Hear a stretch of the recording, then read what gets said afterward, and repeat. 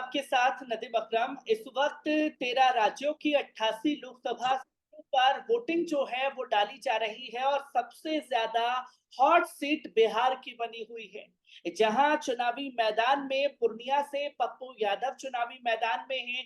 राजद ने भी अपने उम्मीदवार को उतार रखा है, भारतीय जनता पार्टी ने भी अपने उम्मीदवार को उतार रखा है। और ऐसे में पूर्णिया की जनता किसके साथ जा रही है, जो कि हमारे साथ इस वक्त लाइन पर पूर्णिया से मौजूद है तोराब नाजी।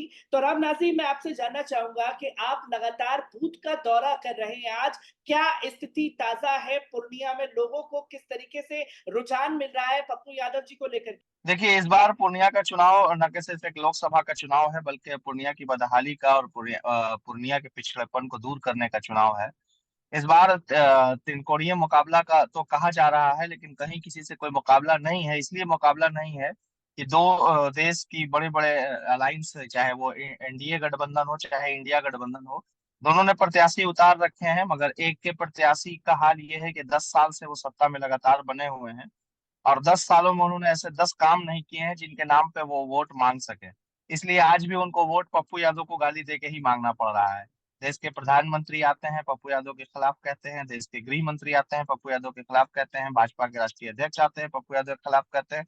उसके साथ साथ केंद्र के और राज्य के 13 मंत्री और कम से कम 65 विधायक को एनडीए ने लगाया है पूर्णिया लोकसभा क्षेत्र में, कि किसी तरीके से पप्पू यादव हारे।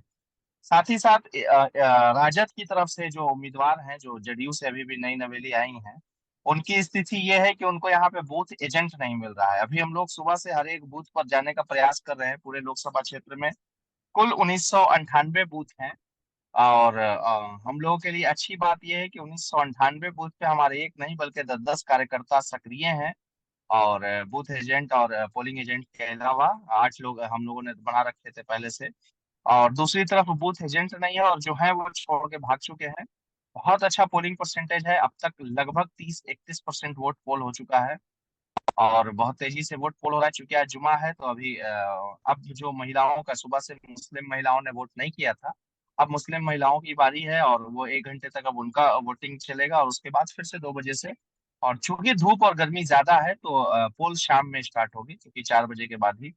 तो लास्ट आवर में भी बहुत अच्छी पोलिंग होगी और इतने तेजी से पोल होने का मकसद यही है, लोग बड़ा बदलाव चाह रहे हैं। इस बार पूर्णिया का कोई नेता नहीं बल्कि पूर्णिया का बेटा चुनावी मैदान में है और ये जनता चुनाव लड़ रही है और बहुत अच्छे वोटों की मार्जिन से। 4 जून को मेरे हिसाब से देश के सारे रिकॉर्ड टूटेंगे और पूर्णिया को फिर पूरी दुनिया देखेगी और बिहार से ये केंद्र की तानाशाही सरकार के बदलाव में एक बड़ा योगदान होगा आदरणीय नेता श्री पप्पू यादव जी का।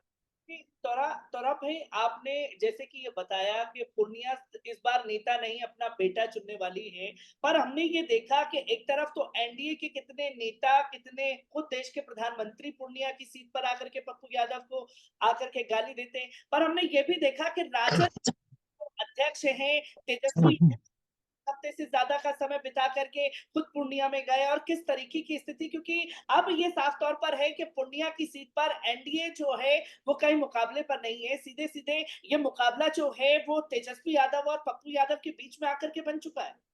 नहीं नहीं, माफ कीजिएगा, यहाँ तेजस्वी यादव जी लड़ाई से बहुत दूर हैं। मैं क्यों गलत कहूँ, एनडीए से ठीक है, वैचारिक रूप से हमारा मनाव ना होना अलग बात है, मगर सच को स्वीकार करना चाहिए।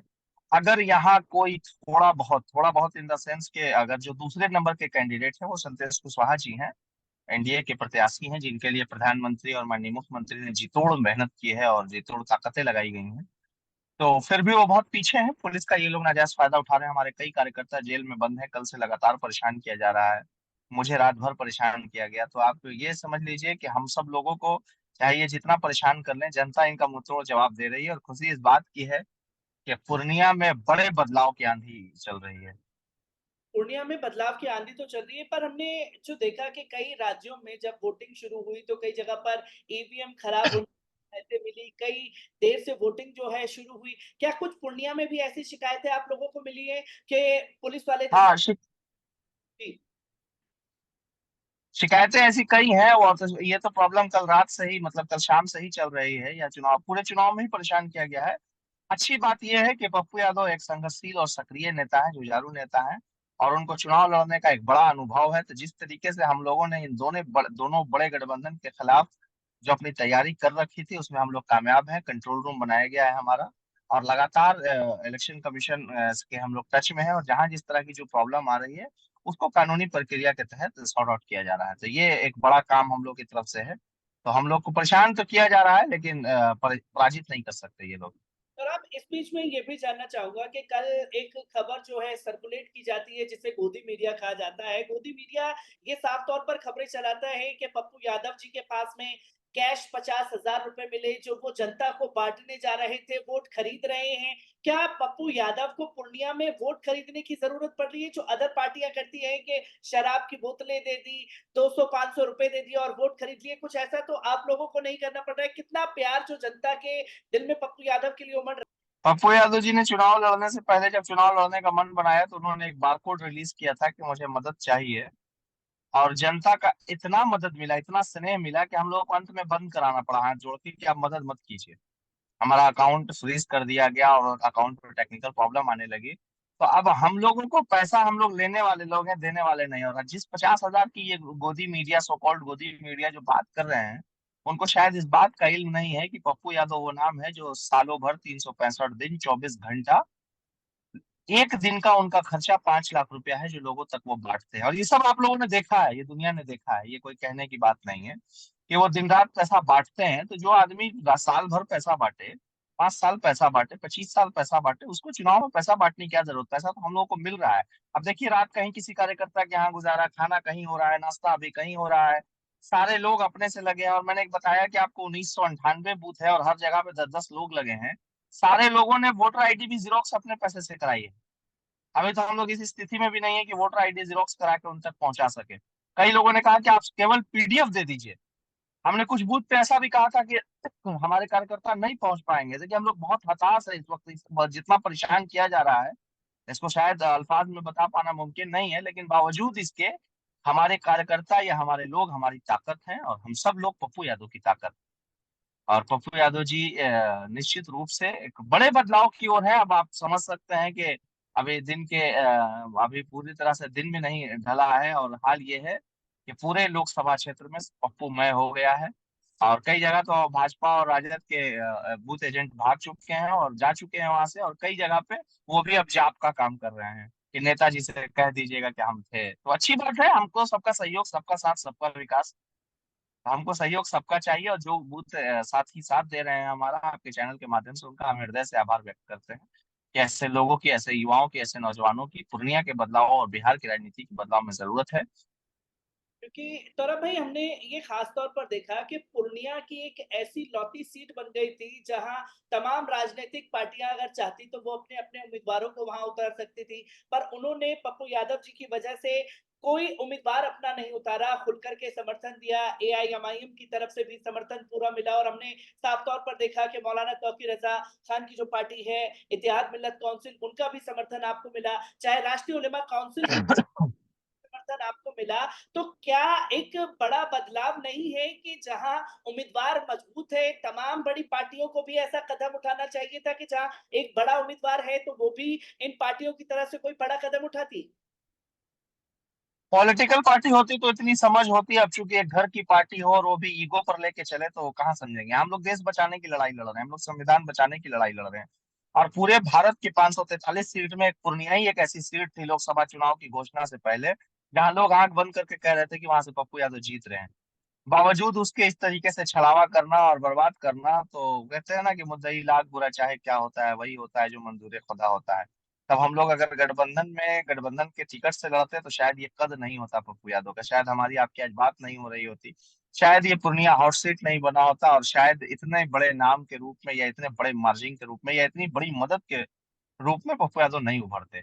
आज हम लोगों को हर जात, हर तबका, हर सियासी दल, सबका साथ, सबका मिल रहा है। कहीं किसमें कोई दो राय नहीं है। और यहाँ तक के साथ की क्या बात है, जेडीयू से प्रत्याशी हैं और जेडीयू के लोग हमारे साथ हैं, भाजपा के लोग हमारे साथ हैं, एमआईएम के लोग हमारे साथ हैं। कांग्रेस के जिला अध्यक्ष को किसी ने बीमा भारती के मंच पर देखा? ये लोग जबरदस्ती झंडा लेके घूम रहे हैं। कांग्रेस का एक भी नेता पूर्णिया क्यों नहीं आया? तो कांग्रेस का तो पूरा समर्थन है हमें।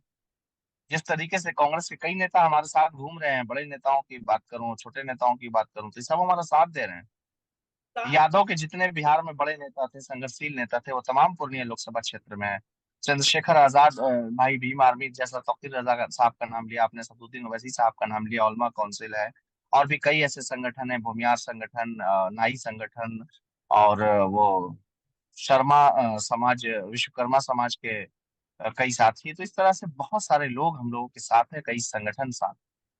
मैं इसी के साथ साथ आपसे एक आखिरी सवाल लेना चाहूंगा, जैसे कि एक तरफ तो कल की हेडलाइन जो है गोदी मीडिया में बनी और दूसरी तरफ ये बताने की कोशिश की गई कि बिहार में गठबंधन में फूट पड़ गई है पप्पू यादव को लेकर के। पप्पू यादव के साथ में कांग्रेस नहीं खड़ी हुई दिखाई दे रही, कितनी सच्चाई है इन दावों में? नहीं नहीं, इसको एकदम सरह से नकारता हूं मैं, इसलिए कि पप्पू यादव के साथ कांग्रेस पूरी मजबूती के साथ खड़ी है। वरना दिखता लोगों को, तेजस्वी जी ने यहाँ 5 दिन कैंप किया, लगातार 6 सभाएं, 8 सभाएं की, और उसके बाद पूरे गांव गांव तक रोड शो किया, और तमाम के बाद कांग्रेस के जिला अध्यक्ष तक का उनके साथ ना आना, ये किस बात का संकेत है? प्रदेश अध्यक्ष और बाकी तो छोड़ ही दीजिए आप, बगल में राष्ट्रीय अध्यक्ष आके गए किशनगंज और कटिहार में, मतलब किशनगंज और कटिहार जाने के लिए पूर्णिया से होके ही जाना पड़ा था, लेकिन फिर भी पूर्णिया न रुकना या पूर्णिया में कोई संदेश न देना, ये साफ तौर से है, आप समझ सकते हैं मैं क्या कहना चाह रहा हूँ।